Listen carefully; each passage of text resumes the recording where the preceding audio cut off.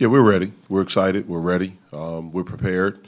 I think we've grown. I think we've gotten better from game one until game 13 into where we are today. We've had an opportunity to have some good practices this week, and we'll be ready to go. Obviously, long term, Jeff, you haven't played in the ACC, haven't coached it, having that level of familiarity probably helps you a lot in terms of trying to build a program and trying to make it a success in this league.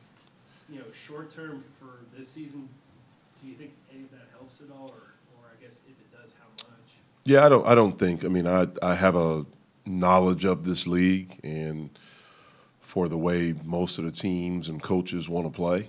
The ones I don't are the new coaches, and I think that's just Chris Mack.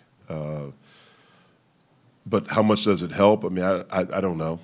I don't know. I mean, you still have to line up out there and play 5-on-5 and be able to stop someone, be able to score, be able to catch the ball, be able to not turn it over, and do those things. So, it probably would help more if I could get out there and play.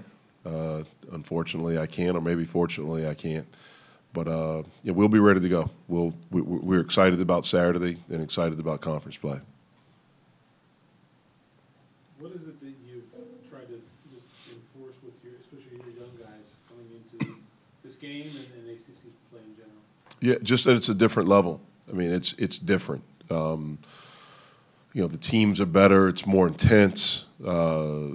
There's a great sense of pride in this league that every program has, and it's unlike anything that we faced so far. And to be excited about it, but also to understand that we have to be sharper. We have to be focused. We have to understand a game plan more, so we have to study a little bit more, and we have to play harder. And I think we've done a good job of all of those things for the most part, but we have to go up another level. One of the things is that when you have success, you have to continue to go up levels because people are shooting for you now. And in this league, everyone is shooting because everyone's trying to find their place. And so we have to be able to go up to a different level with everything that we do. Jeff, what did you know about Cam Johnson when he was at Pitt, and how has he developed and maybe improved since he's been at North Carolina? When he was at Pitt, I knew he was a really good shooter, had really good size, and I thought he was a good player. I think he's gotten better. I think probably the competition and practice every day has helped him get better. When you walk into certain programs have a culture where their guys just get better because of the standards, because of all those things. And the North Carolina program is a program like that. And so you can tell that he's gotten better. I think that one of the main things is that I think he's healthier. I know he had hip surgery and he's moving a lot better. He's having an outstanding season. He's a really good player, really good kid, really good family. And I'm happy for him. I don't want him to play well on Saturday, but I wish him well the rest of the time. One of the things that stands out about North Carolina is the talent level of guys that they have available off the bench and not just the starting players. Yeah, I mean it's one of the best programs, and so because of that, they're going to be able to attract big time talent, and they have a lot of it. And they can come at you in waves, and that's been back since Coach Smith was there, and they do that. Coach Williams plays a lot of guys. He has a lot of talent, at his disposal, and he utilizes it. He develops it. I think when you have that, man, it's great because you always have competition. You always have competition in practice, and I think that's what helps guys get better. Individually, that's what helps teams get better because you have to bring it every day. If you don't bring it, there's someone there that's dying to get on the court, that's dying to get more playing time, and they're bringing it every day. And so there has to be a certain hunger. They're able to have that in their program, and the really good programs that have been able to have sustained success, that's what they have. And that's what I mean about that culture.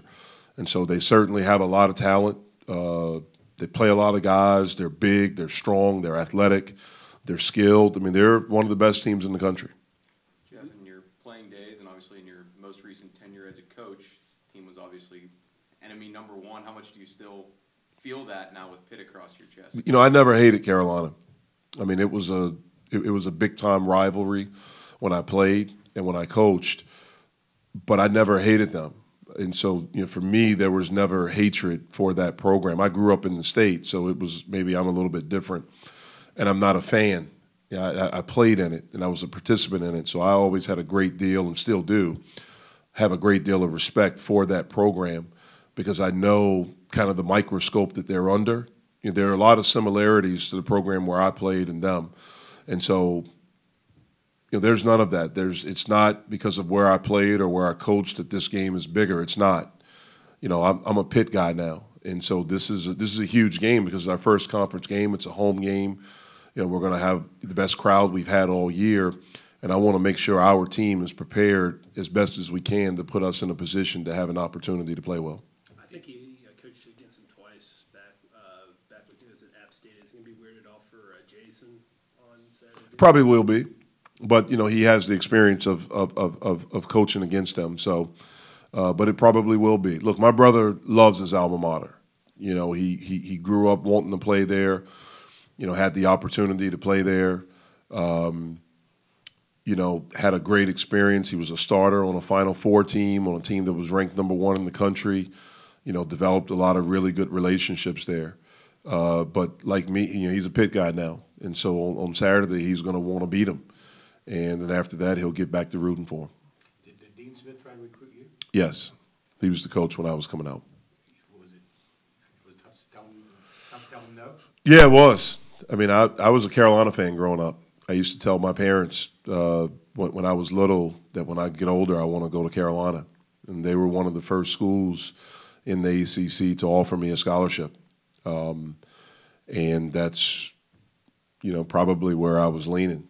And then I met Coach K, and the first time I met him face-to-face and went up on an unofficial visit and spent some time with him, I knew right then that that's the guy that I wanted to play for. But it was a difficult decision just because of the respect and admiration I have of the program. Every young kid back when I was little, most of the young kids in the state were Carolina fans. You know, because of Jordan and Worthy and those great teams that they had and great players, and because of Coach Smith, because of the man that he was. So it was a difficult decision, but it was the right decision for me. Jeff, you talked at length about the culture they built there, and I mean, obviously they're a brand name in the sport. How do you get a bunch of kids that have never faced anything quite like this, their first time, and not get sort of like, oh my God, we're playing North Carolina, and try to make them just another, in essence, just another opponent? Yeah, you know, that's not going to happen. You know, I mean, I understand that. But we have to treat it as much as we can like that and hope that the gravity of the environment doesn't overwhelm us. Sometimes one of the things that helps is these young guys now, they've played in big-time environments in high school and AAU. And although it's not completely comparable, at least they've been in an environment where there's a microscope. You know, we have to, you know, for us as adults, as the coaches, we have to treat it like it. And then we need our guys just to get lost into the game, not into the environment. We need to get lost into the game and being able to understand the game plan and to execute the game plan.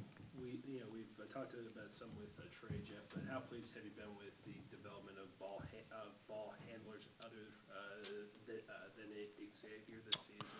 Sort of how they've come along. Yeah, I mean they've done our guys have done a good job. You know, I think maybe the past few games it's other guys have been forced to handle it a little bit more with City out. You know, it's something that's a guy that we still miss. And hopefully he's able to get back sooner than later. But, you know, Trey has done a better job of handling the ball. That's going to be really important for Saturday because they can test, they can pressure you, they can come at you in waves, and we have to do a really good job of valuing the ball and being able to make plays, being able to get into our stuff. When you talk to your team before the game, will you tell them this is what you guys can become? I don't know. I don't know what I'll say. before I talk to him. And mainly it'll be about, this is what we have to do.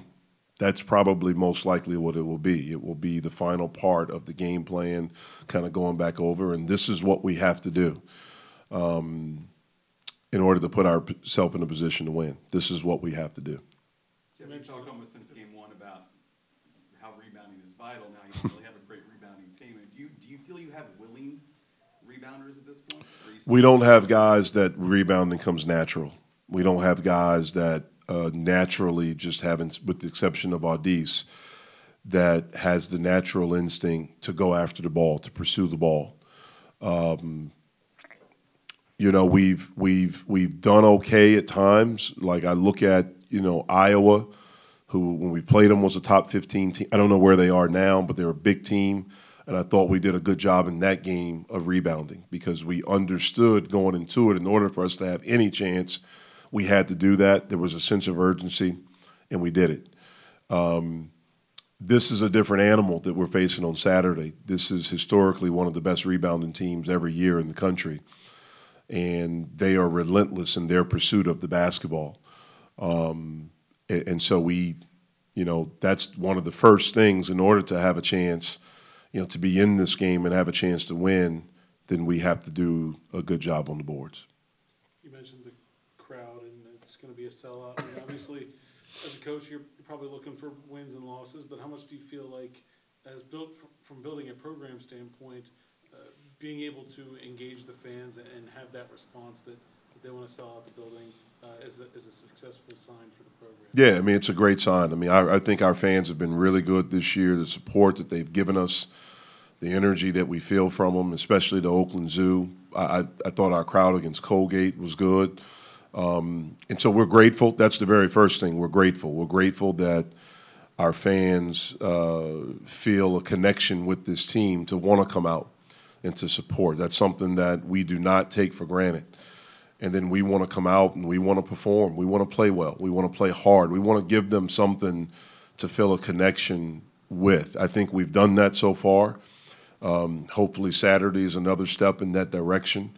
The thing that I've tried to do and we've tried to do since we've been here is to, for our fans to understand, to engage with them, but for them to understand, like this is their team too. It's not just us in this fight. We need everyone in the fight with us. We all represent the University of Pittsburgh, and we all represent the University of Pittsburgh men's basketball. And so we have to fight together in order to get it back to what we all want to get it back to. And then once we do that, then we want to take it to a level that it hadn't been before. Assuming that lively crowd isn't particularly kind to the former Pitt player on the other sideline, have you, in your experience, seen that opposing players can kind of thrive in those environments? Yeah, sometimes they can. It just depends on the makeup of the kid. I'm trying to think of, I don't know if I've experienced one. I assume Grayson Allen was never really given. Yeah, but he didn't go to anyone's. He wasn't he never transferred, so that's different. But he was certainly in hostile environments, and sometimes he performed well, sometimes he didn't. I think the really good player doesn't get caught up in it.